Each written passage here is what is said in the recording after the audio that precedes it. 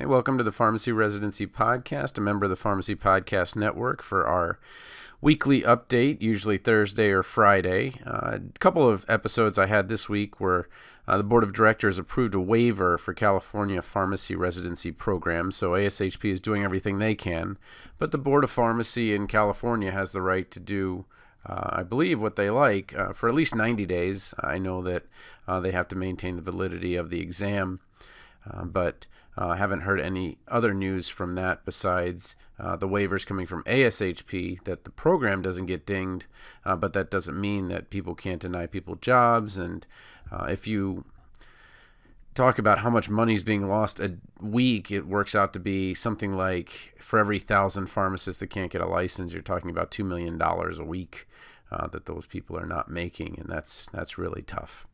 So hopefully they'll sort that out.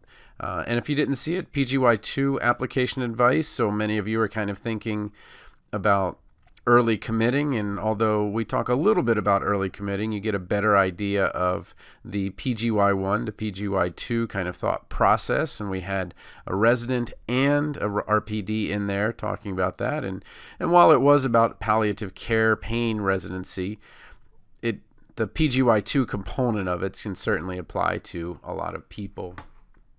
So let's start with our clinical group of websites and podcasts. So prochlorperazine pharmacology, and just more generally, the Real Life Pharmacology podcast comes from the same place that meded101.com comes, with Eric Christensen.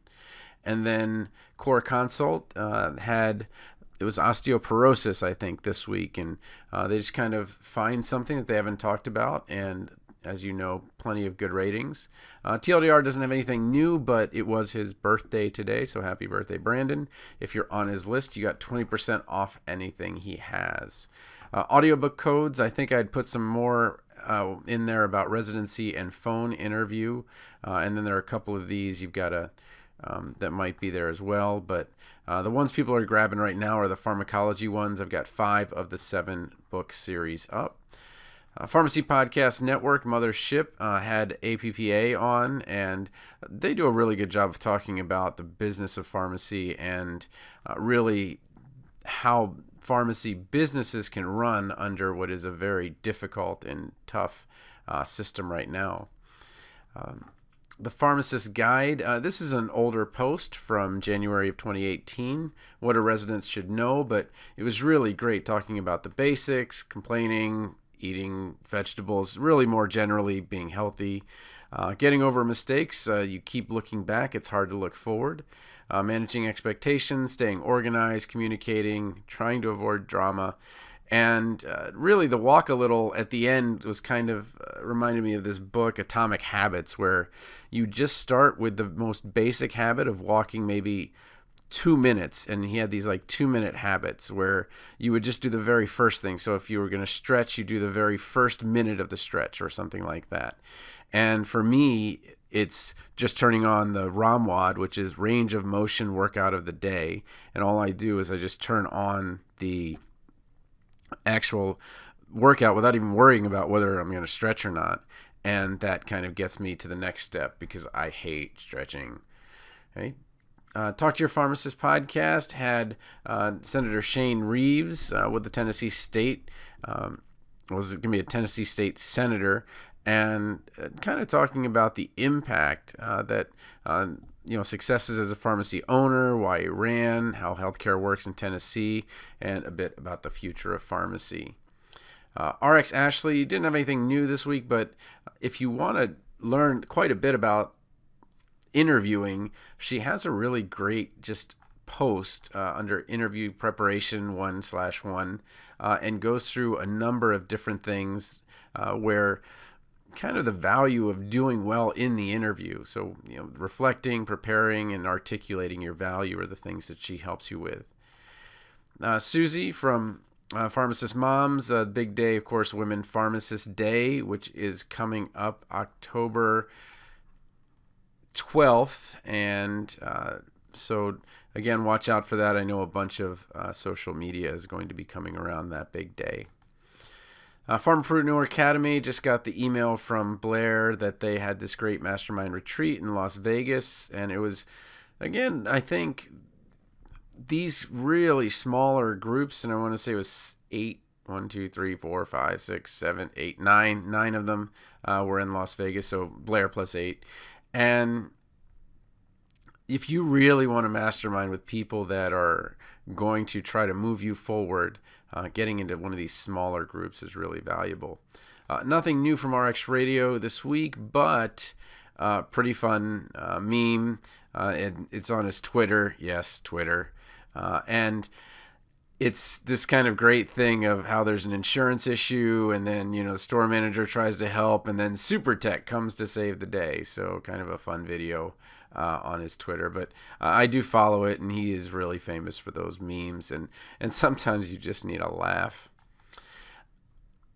Birth Control Pharmacists, their last blog post, which I didn't mention last time, was back early September, but 5 pearls from the state's forum on pharmacist birth control services. So that was the inaugural state's forum on pharmacist birth control services, and really kind of pioneering the way of how we can provide these clinical services.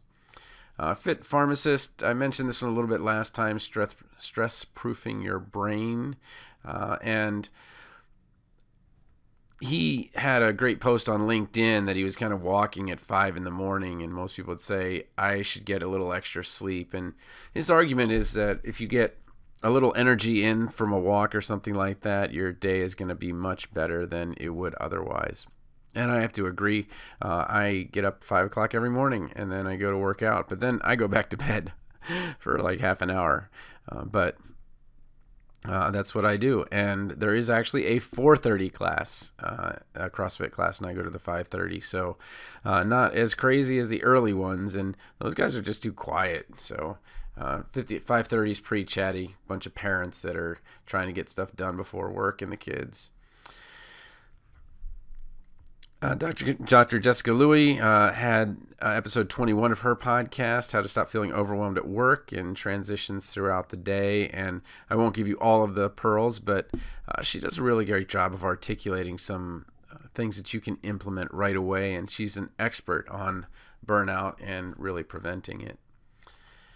YFP, your financial pharmacist, had 5 ways to finish 2019 strong. And one of the parts of the episode mentioned Bill Gates, and Inside Bill's Brain is on Netflix, and I loved it. It was totally geeky, and each one was its own story, and how he's taken his passion for wanting to solve problems into this very different arena. And although you would think, with billions of dollars, it's easy to solve a problem, you see just how hard some problems are to solve and just how much money it takes to solve it. And it just kind of was inspiring, and I just really enjoyed it. But definitely recommend that YFP podcast if you want to check it out. So that's it for the update for this week. Again, just check out the ones that you think apply to your life this week. But I think it's important, if you're a pharmacy resident, to keep in touch with the outside world and keep in touch with something that maybe outside of your residency is really going to keep you engaged in a way that maybe you can't be inside. For me, it's usually working out or soccer with my kids or something like that. For other people, it's playing guitar. But find something outside of residency to keep you sane through it. I've seen a lot of the posts out there. A lot of people are starting to burn out or starting to feel that they have a toxic environment.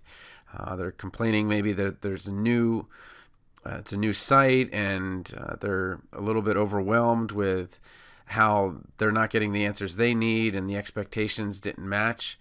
Go back to that blog post that I was talking about earlier, and kind of see, what a resident should know about residency. And some of the things should be expected, but others should not. So again, have a good week, and we'll talk to you next week.